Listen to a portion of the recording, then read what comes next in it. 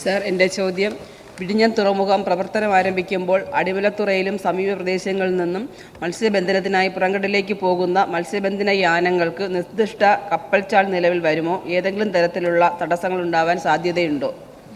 യാതൊരു വിധമായ തടസ്സങ്ങൾ ഉണ്ടാകില്ല സാർ. ഇത് സംബന്ധിച്ച് വല്ലാത്ത തെറ്റിദ്ധാരണ പരത്തുന്ന തരത്തിലുള്ള പ്രചരണങ്ങൾ മത്സ്യത്തൊഴിലാളികൾക്കിടയിൽ നടത്തി ആശങ്ക ഉണ്ടാക്കാൻ ശ്രമിക്കുകയാണ്.